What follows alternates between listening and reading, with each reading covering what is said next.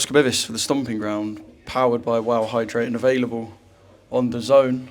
They always say it's one punch in heavyweight boxing, and tonight was the prime example. What a thriller. I mean, I don't think I've ever been involved in a fight that's so one-sided, like just the fight's won. But in the heavyweight game, it's never won, is it? And when you're fighting Fabio, it's definitely never won, because despite the fact that he got battered, he can really punch, and he's always trying to land one. And Justis just switched off for a second. The one thing not to do is trade. He traded up, and that was it. You know, I thought he got to his feet before 10, but it was a huge shot, and massive credit to Fabio. I'm very proud of Justis. You know, like 4 weeks' notice, really. Flew over here and gave a great performance, was cruising the fight. And it's heavyweight boxing, it's a thriller.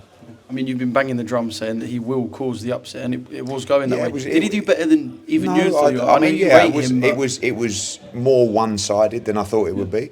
I thought his movement and, you know, Fabio going backwards, he's very susceptible.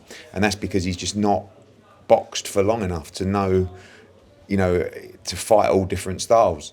On the front foot, he's very dangerous, and Justis was using his movement really well, making him go back, and he was battering him. I mean, I gave Fabio 1 round, 2 rounds max, but it doesn't matter. You've got to stay switched on for the 12, and, you know, maybe just in the 10th, just tired a little bit, and just, like I said, just lost the concentration, got sloppy with the right hand, and paid the price. And, you know, that's Fabio deserved the win, and a great show of heart from him.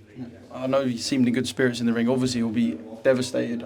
You spoke to him quickly in the dressing room. How is he? Yeah, devastated, of course. And, you know, he'll really kick himself, because it was never easy, but it was straightforward, the job, you know. And all you got to do there is just get through 10, win 11 and 12, or even if you lose 11 and 12, you still win the fight, you know.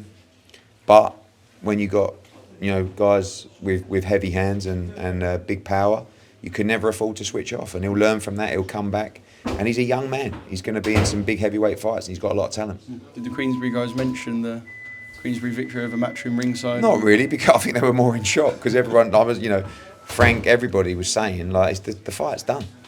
It's done. Even the crowd, they were so quiet because they were watching a one-sided fight.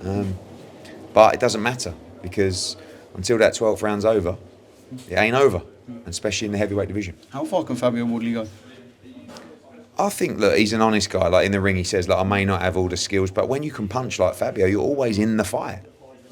Look at Deontay Wilder. He wasn't technically the greatest. He was extremely dangerous. So I do think against a more experienced seasoned heavyweight, you know, with skill, he's going to struggle. But like I said, he's game. He can punch. And good luck to him. And there are some quality matchups just finally for Justis. No. Yeah, listen, he's going to be in the mix. He'll come back with a good win, and he'll be in the big heavyweight fights. He's a young man. He's got a huge future ahead of him. Yeah.